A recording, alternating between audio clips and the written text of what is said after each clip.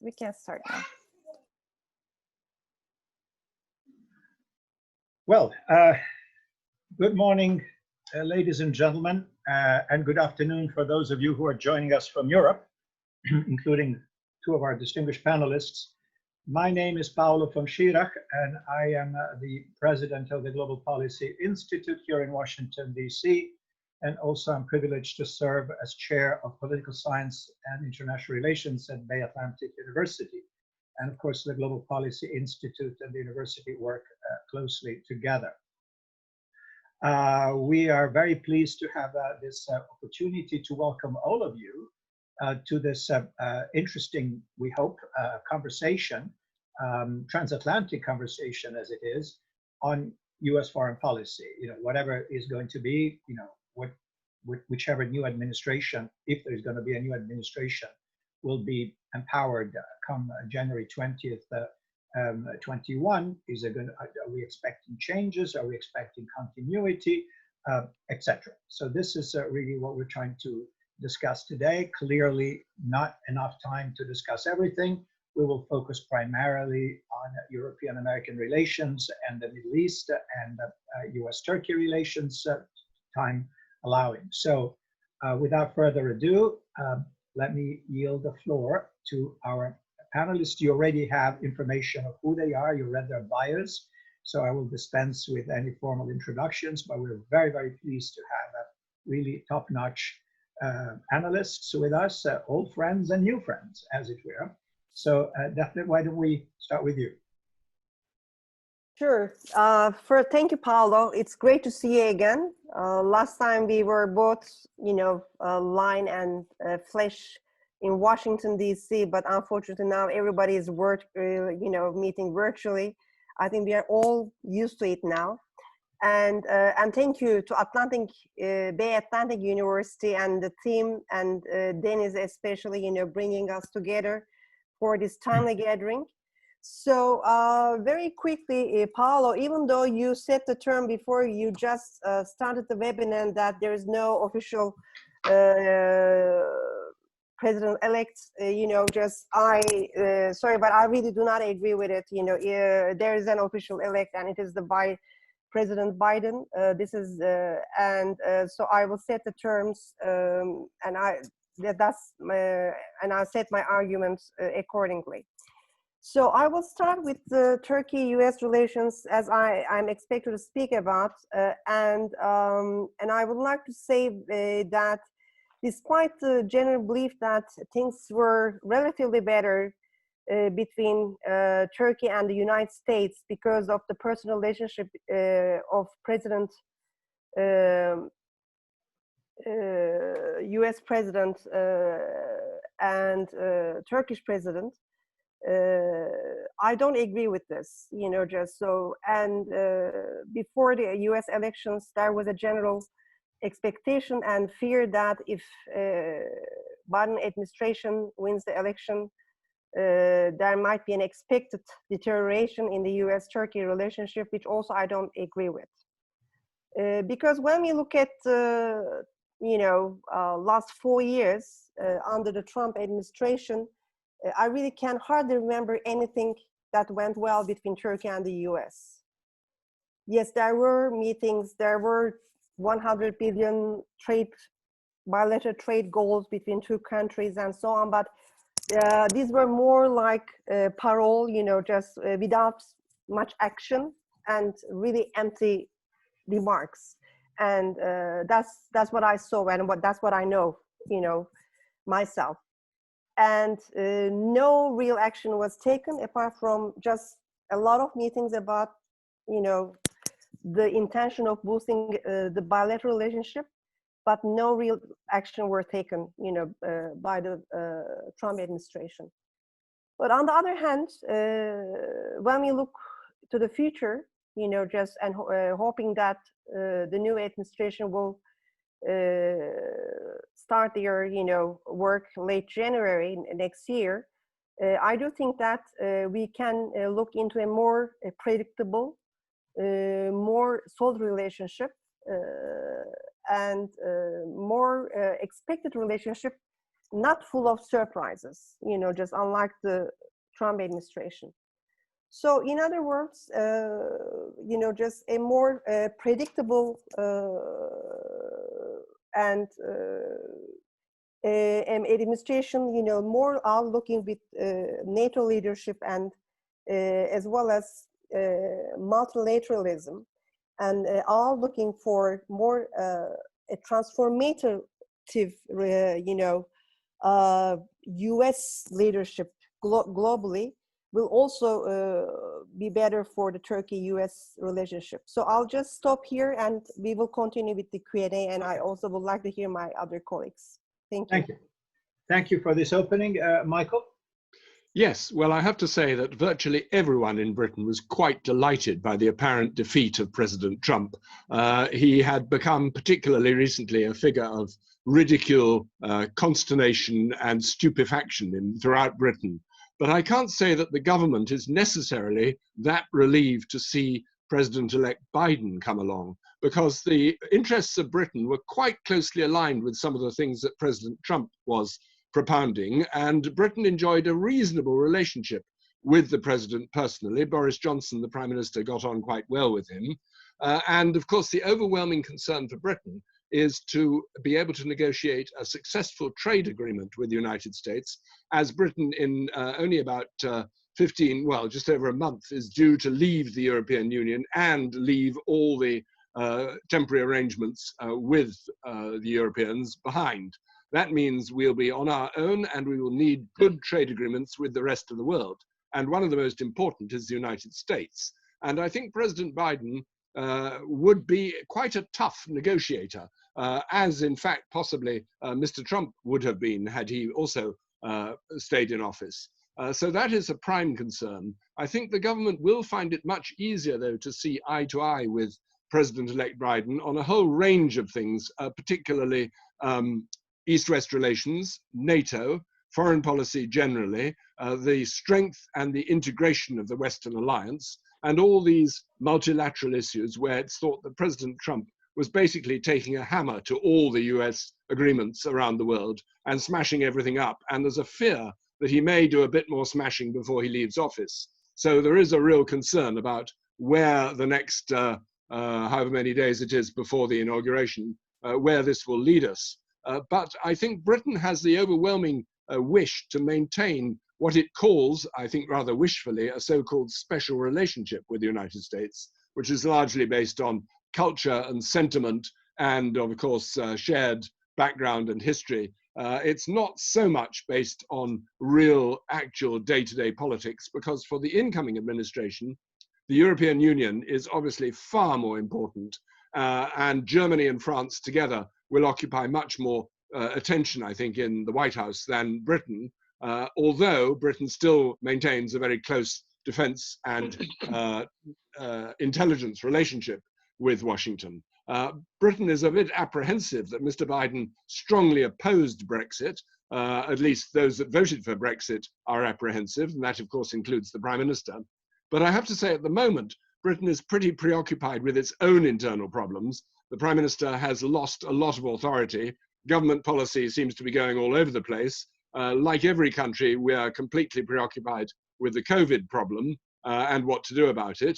There is a glimmer of light with the new vaccine. There will be transatlantic exchanges and hopefully some encouragement on either side for future health of all our nations. But the government is simply now waiting with apprehension to see whether Mr. Trump is actually going to concede victory to Mr. Biden and whether he's going to leave office peacefully. All right. On this positive note, Bruce, the floor is yours. Give us your sense. You know a thing or two about the NATO alliance. I don't know, but not to preclude you from speaking on anything else. And you just come from a very important conference in Halifax. Maybe you got some lights coming from all your colleagues from around the world from this meeting in Canada. Yeah, thank you, Paolo. Although it was virtual, as most of the meetings are these days. Actually, I'd like to start out because all these specific issues are, from a U.S. perspective, within a context of the overall the international environment and how the U.S. fits in and what it has to deal with. So I just briefly list what I see as some of the major dimensions of the international environment today within which all of these specifics fit. First is that we're now in a post-Cold War world. Everything that happened before we can forget, by the bipolar world and all that. We're really returning to the old school international geopolitics, balance of power, shifting alliances, etc. It seems to me. The second is the so-called liberal world order, and sometimes referred to as the rules-based international order, which I think is desirable, is fraying at the seams for various reasons, and we have to keep that in mind. The third is that, and this is reflects both of these. I did a quick count. This is for Halifax. I had to make some comments. I counted around 22 ongoing or simmering conflicts or tensions around the world. Not all of them are going to affect U.S. interests directly or those of other countries, but many of them do. And so we're in a world where there's an awful lot of things going on everywhere. For the U.S., there are generally agreed now two near-peer competitors that the U.S. has to address. One is Russia and the other is China, plus three other ongoing challenges, meaning Iran, North Korea, and international terrorism. So that's in the mix. How does the U.S. deal with all of these? Combined with the general rise of Asia in terms of economics and international politics. Then there's the emergence of a lot of advanced technologies, cyber and the space domain, artificial intelligence, hypersonic weapons, all these factor in. Then there's the question of democracy. How much of a role should that be in U.S. policy, and how desirable is it to pursue in terms of other countries? And the question of whether there's in fact a certain backsliding in terms of democracy in various countries around the world. So I think those are some of the things which then relate to how the U.S. should respond, how it should relate to NATO, et cetera, which we can get into. Let me just briefly comment on earlier assessments of the U.S. political scene. The late Senator Daniel Patrick Moynihan of New York, who was a wonderful Senator Democrat, once said, "Everyone is entitled to their own opinions, but not to their own facts." The fact is there is no president-elect at this point under the U.S. constitutional and political system. The fact is that there have been several instances in American history where the election results have dragged on for a considerable period of time, one time ending up in a special commission in 1876. And 2000, the results were not finally acknowledged for 37 days. So we're nowhere near 37 days. So we can talk about what a President Biden would do, and I think that we should, and I'll be happy to do that. But at this point, there is no president-elect in terms of our constitution and legal system. So I'd just like to make that very clear. Thank you. All right. Well, thank you, Bruce, for this general overview. Let's go back to to Turkey. We know, again, there is a simmering issue which is now talked about very much because we've been involved with so many other matters. But we know that regarding NATO, and this is for you, Defne, I mean, there is the issue of whether or not, the famous, S-400, air defense system is operational, not operational, and whether this would or would not trigger sanctions which are contemplated by law here in the United States. We know that President Trump basically decided not to do anything on this, although he had the authority. In fact, I would argue the duty to act, but didn't because, for political considerations or not to deteriorate further the situation. How do you view this? In other words, is this still relevant? There was a point in which we could talk about nothing else. Now it's sort of faded away. What's your reading of this? And do you think that, assuming, and in deference to what Bruce just said, assuming a Biden presidency, which is not a done deal, how do you view this? Is that still relevant, or is this just one of the many things? Is it just background noise? Paolo, unfortunately, it is not a background noise. I think it is still relevant, you know. And but on the other hand, we have been seeing recently a very pragmatic Turkish approach, you know, just handling the issues, you know, just in the past in the past couple of weeks. This includes the U.S.-Turkey relationship as well. Even though Turkey has not been among the very first countries congratulating President-elect Biden, they did. And there is a wish also between two sides, as far as I know, also to make an intro call in the near future, which tells me that from Turkish point of view, there's a wish and will to start a new dialogue line with the United States to handle the ongoing problems, and which is not only limited to the S-400 as well. But yes, S-400 is still valid. And also, you know, just as you said, this might have been delayed and caused by President Trump in the past, which we all assume so. We don't know how the next administration, U.S. administration, will be looking into that. But on the other hand, you know, just if the relationship start with a more positive dialogue, you know, just I also assume that Turkey may also adopt a different approach. Because what I see in the past couple of weeks is a very pragmatic President Erdogan, as he used to be in the very early years of AK Party government in Turkey.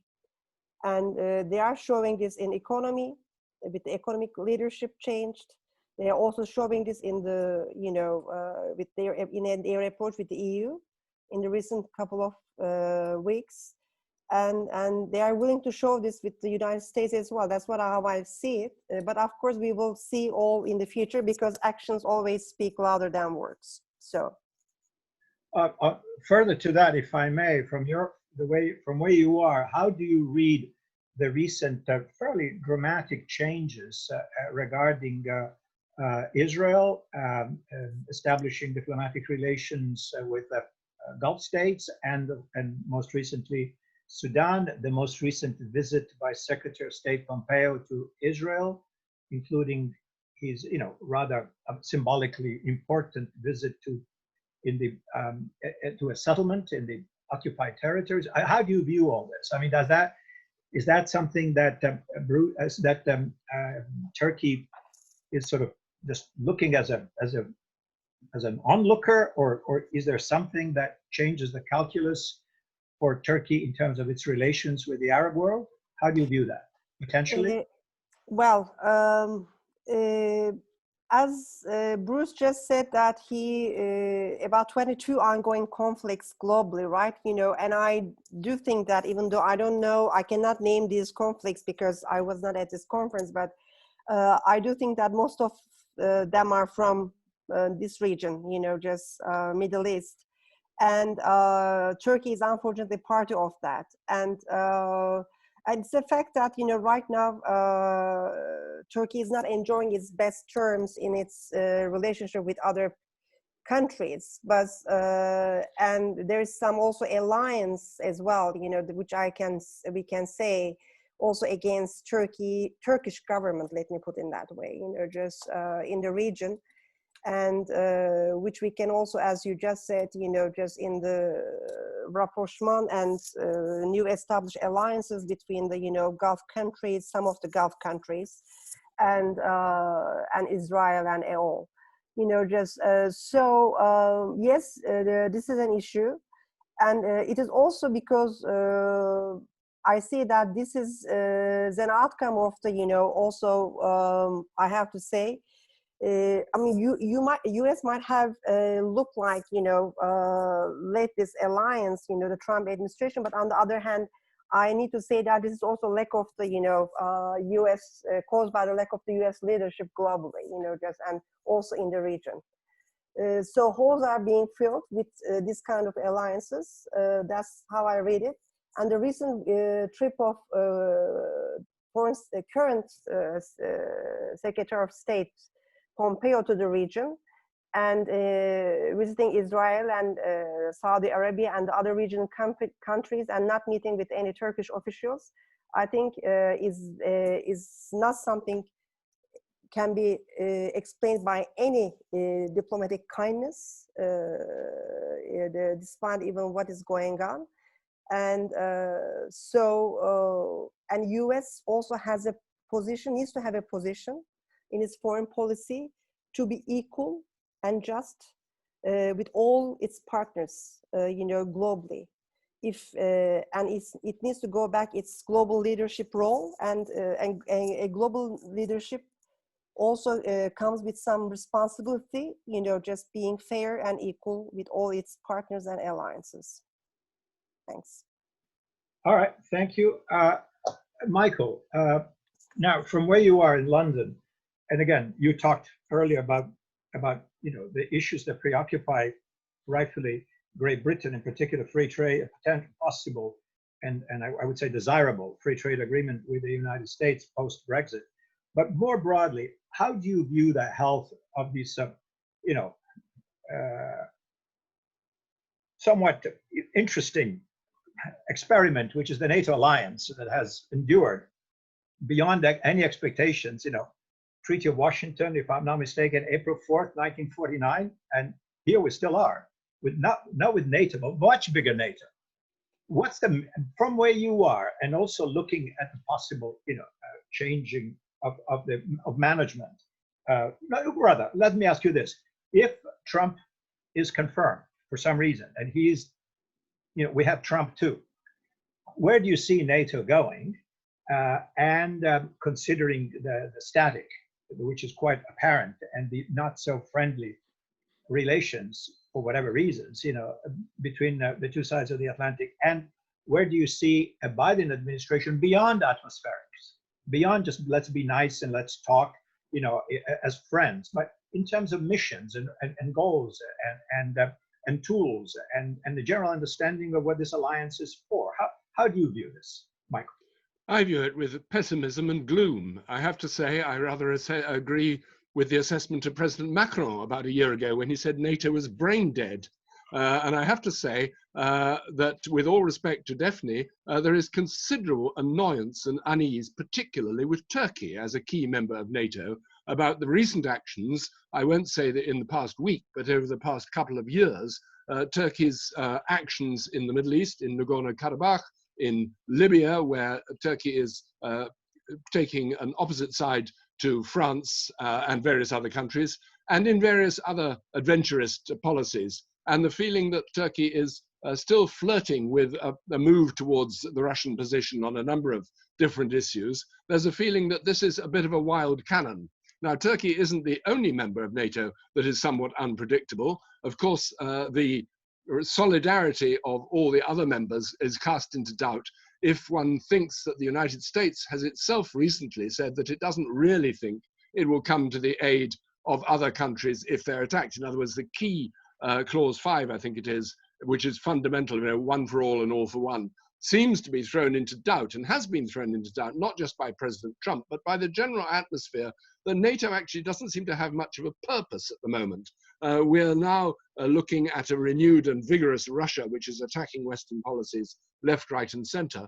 But it's not actually threatening the West with military means. It's threatening much more with political destabilization and sort of stirring things up in a very difficult way for the military alliance to counter. It's things like propaganda, it's cyber interference, it's things of this kind. And NATO isn't really an alliance set up to deal with those sort of problems. So the question is, does NATO have to adapt what it's for and how it reacts to what it perceives as threats to its core members, in particular Western Europe, which is the core of NATO, and the United States and Canada? And does NATO have missions beyond its own sphere of influence where it can play a part? Should there be a NATO response, for example, to Chinese expansionism?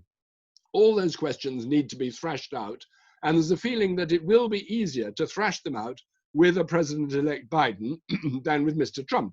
Well, because the feeling is Mr. Trump wasn't particularly bothered by the future of NATO at all and hadn't got much interest in seeing it either flourish or survive.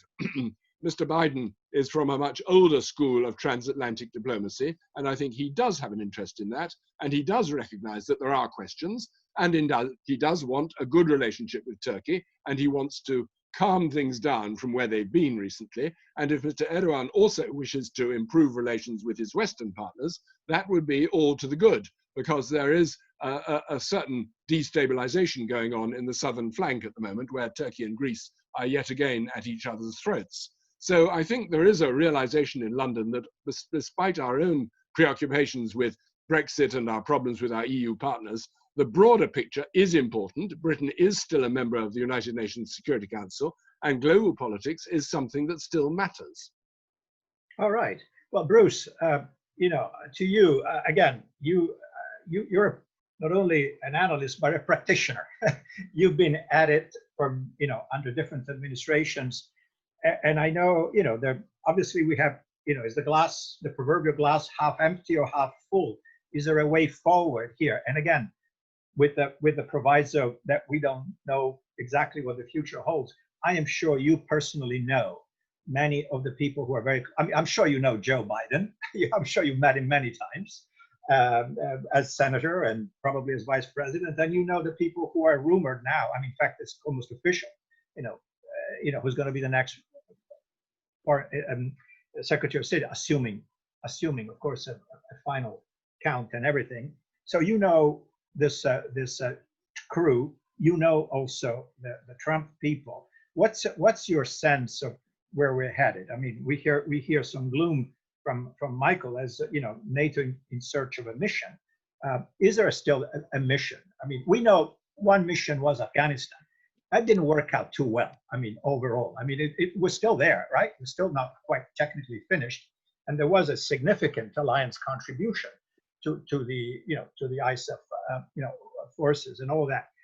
How do you read all this, Bruce? Thank you. First of all, I'm reminded of a friend many years ago. This is many years ago, who proposed, or in a humorous way, I guess, said. Whenever you want to have a conference, you could have had this in 1948 or now, just title it NATO at the Crossroads, Problems and Prospects. Because NATO has always gone through these periods, if you go back to its history, of pessimism and gloom and upbeat, etc. So this is not new. Obviously, specific circumstances change. If I might plug my own, I wrote an article for the American Interest a few years ago called "Why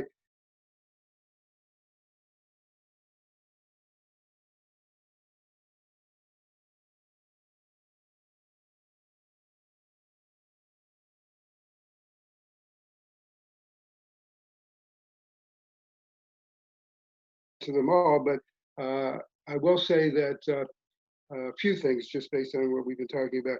First of all, I think NATO does have a purpose now, a more specific, visible purpose than it had for years. I think even in that period, it accomplished many good things, and we could talk about that, including NATO enlargement. Not everybody agrees, but spending and defense capabilities had gone down substantially. I co-led a study at the National Defense University in about 2014, which we documented how there was a rush to the exits by most NATO members. They were reducing spending, they were reducing capabilities, and they were in some cases reducing entire types of capabilities without any coordination, without seeing how these might impact the broader alliance. So we were at that point, I think there was certainly a reason for some pessimism and doom. I even wrote a satirical little piece saying, news release, the NATO's announced that it has just sold its headquarters to the Chinese government, and it will be turned into a shopping mall in Brussels, because it looked at one point a few years ago that whatever. Anyway, now I think it is different. There is a clear perception of a Russian challenge, if not threat. Sweden just announced a substantial increase in its defense spending. NATO as a whole is spending a lot more. And I will say, I know there's a lot of things that can be said about President Trump, but let me say, based on my own personal experience, I drafted and I accompanied secretaries of defense to NATO ministerials on many occasions, secretaries of state and presidents at NATO summits.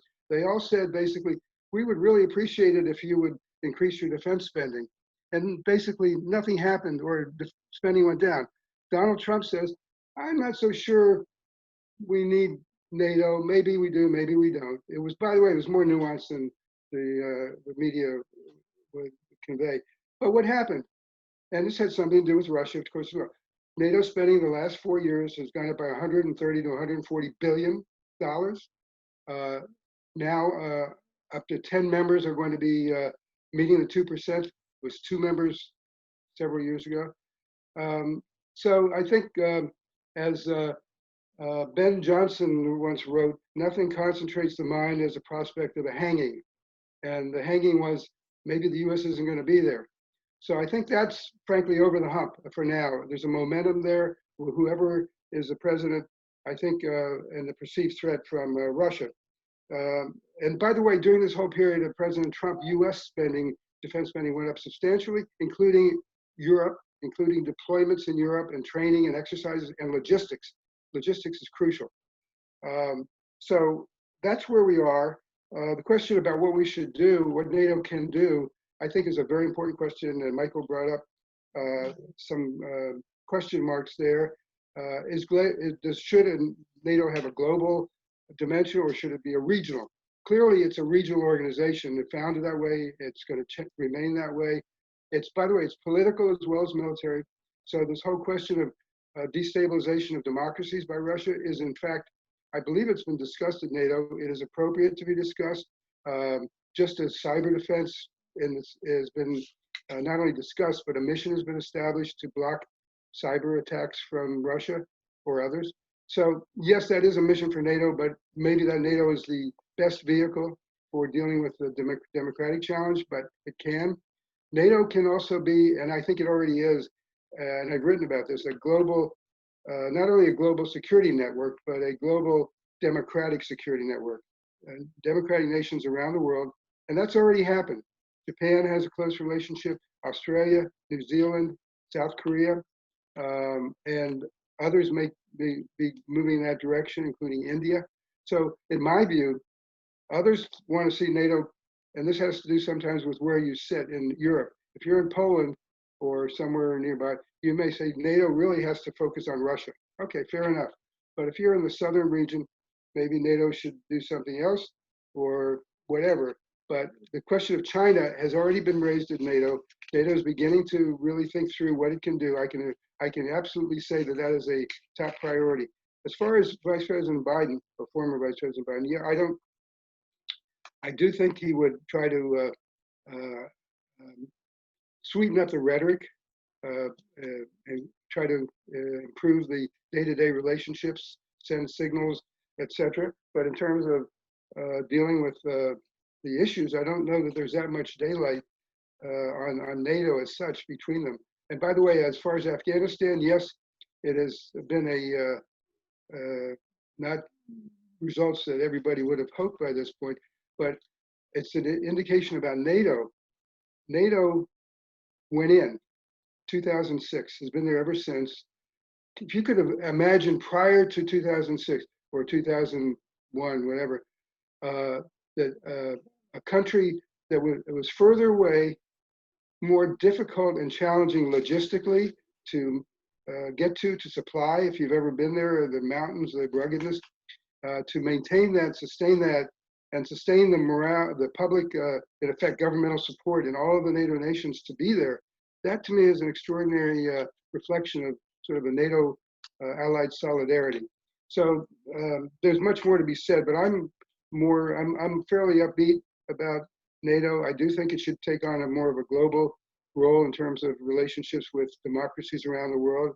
I think it's doing that anyway, and while maintaining its traditional deterrent role against regional adversaries.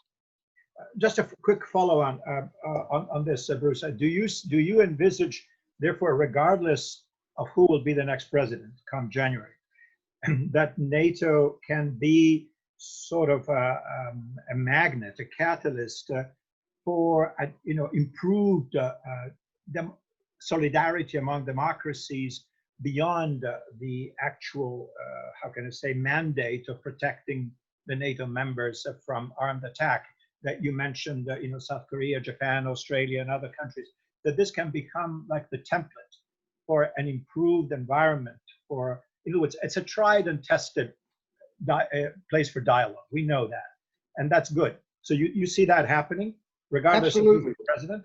Absolutely. In fact, for those who don't know, if you look at the actual original NATO treaty and charter, it mentions values and common values, and more or less, I'm paraphrasing.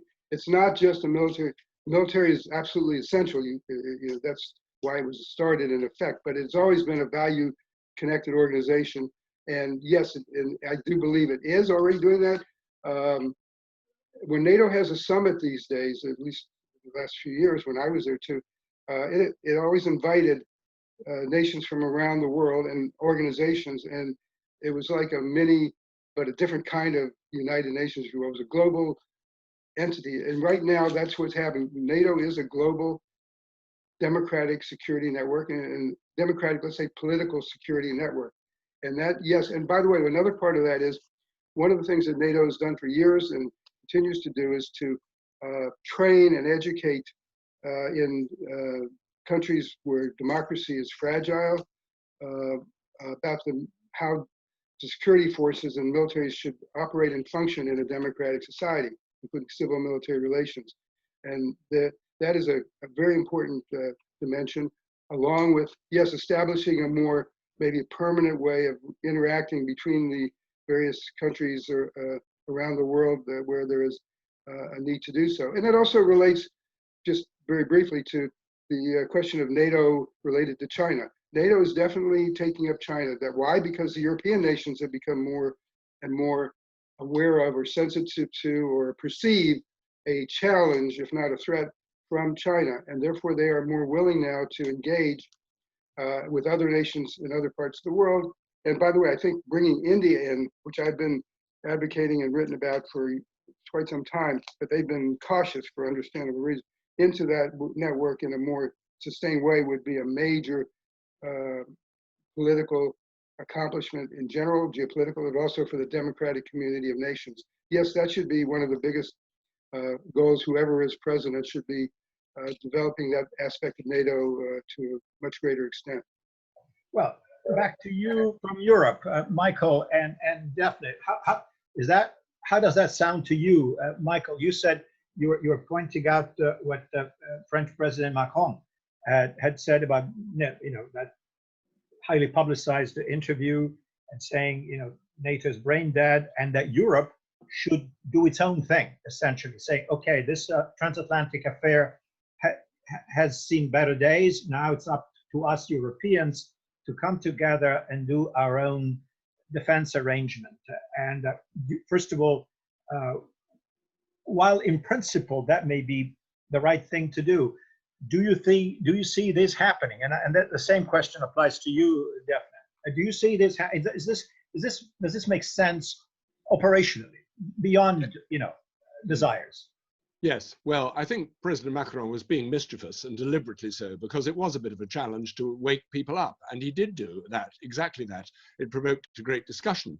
I do think that, in fact, I agree with all the points just being made by Bruce. I think that that is still the essential point, and it is important that NATO functions as a forum which does have some say over the maintenance of democratic standards. That's important. That's why I would come back, and I'm sure Defne, you will have something to say on this. There has been concern within NATO over some of the fairly authoritarian measures in some of its members, including, of course, in Turkey, in the way that democracy has played out in practice, particularly with regard to freedom of the press and that sort of thing. Democratic standards are a point of NATO, and upholding them is also a point. And indeed, also, I agree that NATO does have the function now to look at other non-military attacks, such as cyber attacks, and the whole question of destabilizing democratic systems. That will continue. There is a sort of realization that there does need to be a bit more common effort to achieve these things. There are specialist units now set up dealing specifically with cyber crime, well, not so much crime, but cyber interference or attempts to malignly upset or destabilize sovereign countries outside, from outside. One thinks particularly sort of robots or whatever working from Russia, and what attempt they have either tried or had in upsetting elections in Western Europe. We've heard quite a lot about that. And I think that there is a sort of recognition that there is a future role to play. It's just defining exactly what the threat is quite difficult at the moment. The threat is a bit sort of foggy, you know, it's the general threat to Western stability, but that threat also comes from inside, that Western societies are somewhat disillusioned with their own democratic systems, and there is a sort of rise of populism that is deeply worrying to sort of traditional liberal elites. One looks at the governments of Poland or Hungary, both NATO members, where there is frankly a pretty authoritarian and some would say rather undemocratic way of functioning within those governments. And there's a feeling that this is causing a conflict not simply with the European Union, but with some of the more traditional NATO long-standing members who are raising question marks about, you know, should we allow special leeway to Hungary and Poland and various other countries which have nationalist and fairly, you know, right-wing governments who are looking at sort of populist policies. Well, that's not really the function of NATO. That's the sort of general political dialogue going on inside Europe. But I think that there is unease and questions being raised in Europe about our own stability and our own way of doing things and whether our democracies are serving the purpose they're meant to serve for our own people. So this is all up in the air, and all one can say is that the more dialogue on these issues, the better. Okay, Defne, your take on this, specifically on the Macron critique of NATO, and again, obviously Turkey being a long-standing member, but of course not being a member of the EU, so being in a slightly different, I mean, I guess an associate member, whatever the status is, but certainly not a full member. Do you see from where you are and how you read policymakers thinking in Ankara, do you see that Turkey altogether is still sanguine about the need and the value proposition of the alliance and continue to be a member and continue to engage in a dialogue and try to resolve issues that are, you know, some of those we've already discussed? How do you view that? Your microphone. Sorry about this. This is not an easy question to answer right away, you know, just because there are so many things going on, and I will not speak about Macron right now, you know, just, but on the other hand, I really do think that the NATO relationship needs to be, you know, just redefined for all countries and all together, because it's a new era as well, you know, just and it's not because of the COVID and the pandemic, but it is also because it's a new world. It's not only changed by pandemic, but also the Trump administration also changed the world. In the way the countries look at the issues, and as you just said, the increase in autocratic, you know, governments globally, including the actual, I have to say, the Trump administration itself as well. You know, just so everything needs to be redefined, not only for Turkey NATO relationship, but for all the countries. And on the other hand, you know, I also like to touch base to what Michael just said, you know, just I'm definitely not, you know, just here to defend anything, you know, just or to talk about Turkey or Turkish government or you know, but this is all my own views. But on the other hand, like in any relationship, you know, just Turkey also needs to stay engaged and needs to be encouraged a bit, you know, in its relation with its Western allies, which is being missing in the past couple of years. Yes, Turkey might have done some policy mistakes in its actions, but on the other hand, this is a two-way relationship. The West did as well, you know, in its relationship with Turkey. So for this reason, I think it's also the responsibility of its Western alliances, to look at this relationship from also this perspective, what we have done wrong in this relationship, and be honest with it. And coming to the, Turkey is also, involving in the regional conflicts. It is also very surprising.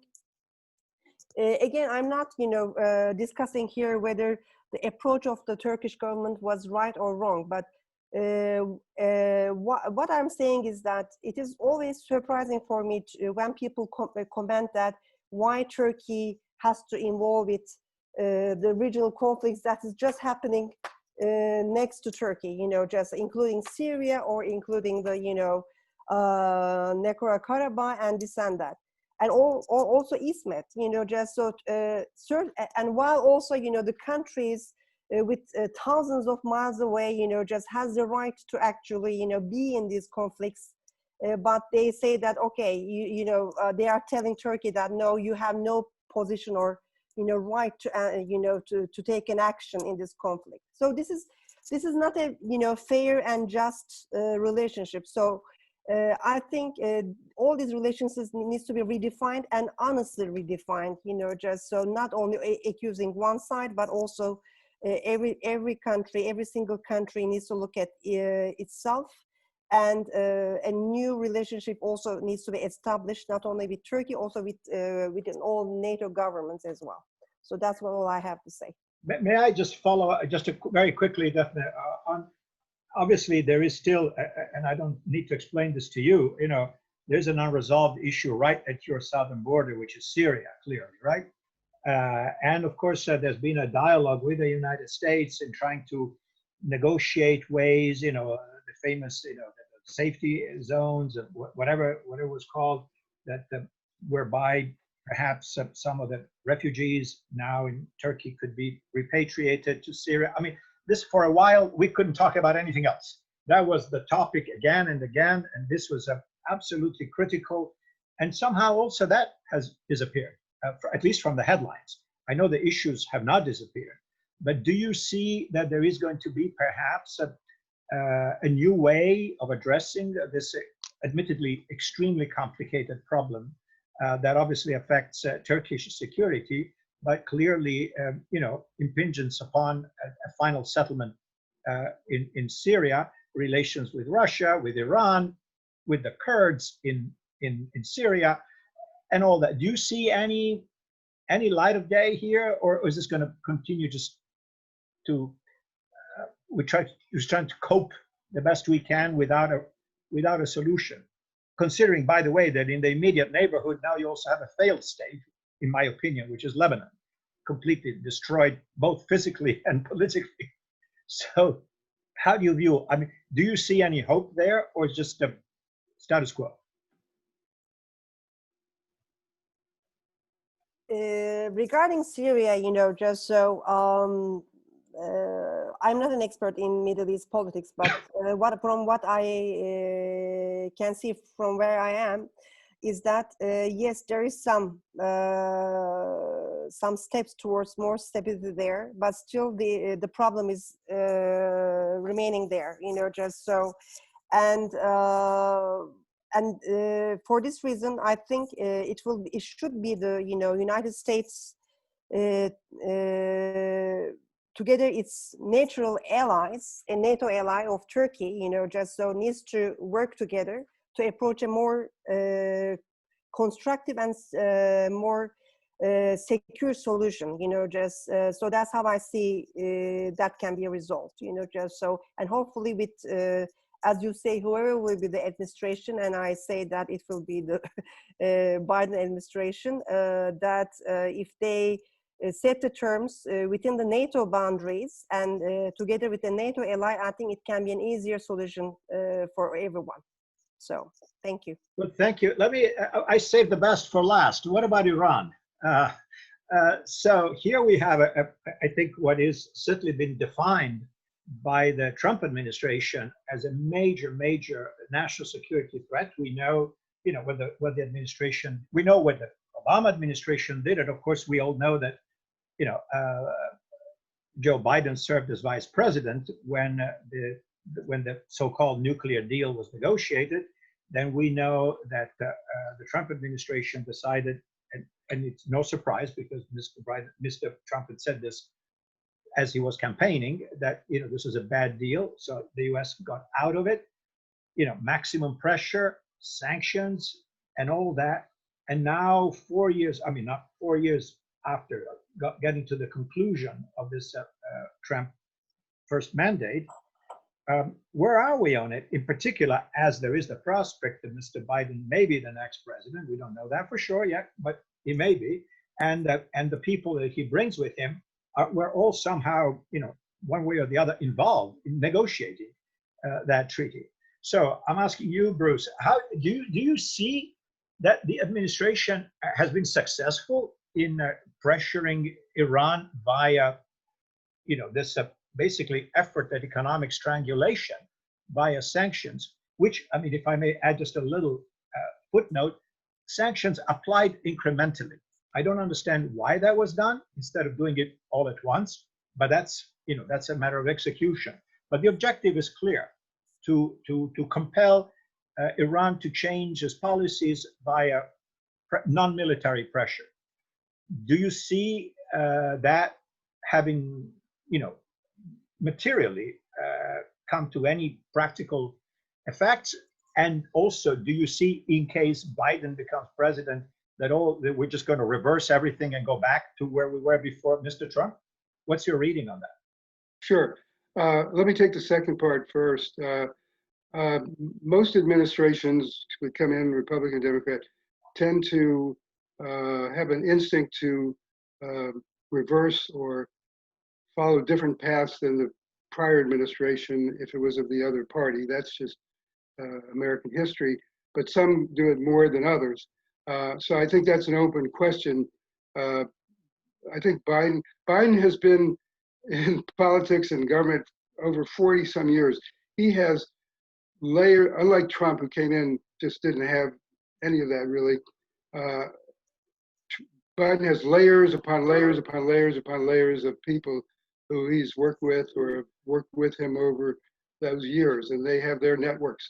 One of the things that happens in any new administration is who gets in at the top. People they know and have worked with tend to get in with them. That's just the way things work in our system. So we don't know yet who those people are going to be. Will they be the same people, or will he, in some subtle way, signal he's going to do something a little different? I hope personally he doesn't go with the people who negotiated with John Kerry. For anybody who's interested, you can go on YouTube and see a statement that John Kerry made last year, saying that there was absolutely no possibility in the world that there could be an agreement between Arab nations and Israel prior to resolving the Palestinian issue. It is so incredibly wrong-headed. So it makes, since he was the one who negotiated the Iran agreement, that in itself to me is raises serious questions. But in any event, we don't know yet. Depends on where he's leaning, where his advisors are leaning, and what he wants to signal to Iran if in fact he takes office. As far as what has happened so far, one thing I'll point out in a sort of the broader academic sense is that the approach that the administration has taken in general in foreign policy is to use economic sanctions much more than ever in the past. It's just become an incredibly common, prevalent tool of international strategy. By the way, that happened under Reagan. If you look back at his strategy to the Soviet Union, a key part of it, and there are National Security Council directives you can access, where he developed a strategy to do precisely that with the Soviet Union, which he knew had a fragile economy. Iran has a fragile economy. We don't know how much longer they can sustain. We do know that they've had to pull back in terms of the support for insurrectionary movements, whatever you want to call them, terrorist movements in neighboring countries. There are three aspects, just to jump to the key point, of the concerns that the U.S. has had in the Trump administration in particular. One is the nuclear dimension. The second is developing missiles and other weapons that can strike other countries. And third is support for terrorist movements and state-sponsored terrorism. But what's the difference? One of the big differences between the Obama-Biden administration and Trump, Trump administration wanted to take on all three and said we can have an agreement, but we've got to have all three as part of it. The previous administration wanted to do something in just the nuclear area. I think the jury is out in terms of, I do know it's had an impact, at least that's my view. I'm not inside. Intelligence reports can provide lots of details that we don't have, but it clearly has had an impact on the Iranian economy, its ability to do certain things, but it hasn't yet changed at least the public mindset. And whether that would change if Trump were continuing in for another several months, whether they would finally kind of sort of say, yes, we've got to talk, just as the Soviet Union did under when they changed leadership under Gorbachev, or whether they would just continue. I honestly can't say. I wouldn't want to predict, but I can say that the Biden administration will most likely take a different approach. Will want to offer to negotiate immediately, maybe offer some kind of symbolic concessions. But the Trump administration has made that more and more difficult every day now. Why they didn't do certain things earlier, fair enough. But literally every day or every few days, they're imposing additional sanctions now. So a new administration would have to say, well, what do we do now? Are we going to start taking these back? And can we do it? And how do we do it? And what kind of signal does that send to the Iranians, to others, and to the American Congress and public? I think it's a very complicated issue for a new Biden administration. All right, thank you. We have, in the little time remaining, just a couple of questions from our audience. They've been very patient waiting. Well, one question is a bit, hypothetical about whether we can contemplate the hypothesis of Mr. Trump somehow trying to stay in power, even if the numbers, once the numbers are final and counted, don't demonstrate that. I mean, I don't know. That's kind of an open, maybe for you, Bruce, but also for the others. People say, is that even a possibility to contemplate? I mean, I guess somebody is contemplating this as a hypothetical, saying, what happens if Mr. Trump wants to stay in power even if he's been defeated? That never happened before, so I don't know. Well, the answer, he can't do that. It won't happen. So nobody should lose any sleep about that. What could happen under our system, and it's very unlikely, is we have a system that was developed in the 1700s for how you do these things, and each state has to certify. First of all, the Supreme Court could issue some kind of ruling that would force some kind of recount or review. Maybe not. Maybe it won't. But if it did, it might change things. That's what happened in 2000. Or each state has to certify the electors. Some states where the Republicans have a majority, that has to be done with the state legislatures involved. And if they're a Republican majority, they in theory could say, we don't think the election results were valid. I don't know. That would create a whole whatever. But it would not be because just president decides I'm not going to leave the White House. It doesn't happen that way. Nobody would, the entire Republican Party would say no. They're not going to follow him lemming-like down that path. It will not happen. I can say that 100%. Okay. That's good. Daphne, there was also a question for you about you said about more pragmatic approach by the Erdogan government. If somebody else, what does that mean in practice, being more pragmatic, more realistic? In practice, what sort of changes could that envisage, if being more pragmatic? First of all, Paolo, I also answered privately, just in the Q&A to the person who has asked this question. But of course, I can never know for sure what they are planning in the future. And but on the other hand, the past recent weeks' actions with the EU and approach to the new president-elect to the U.S. And also, as I have explained, with the change of the economy minister, who used to be his son-in-law, to give more confidence to international markets, are important steps for this government. And I is all these actions speak to me that they are, and also publicly, presidential spokesperson also recently said that, and including President Erdogan himself, Turkey sees itself in the Western Hemisphere and as part of the Western Alliance and part of the EU is an important statement and needs to be taken seriously. But again, this is actions always speak louder than words.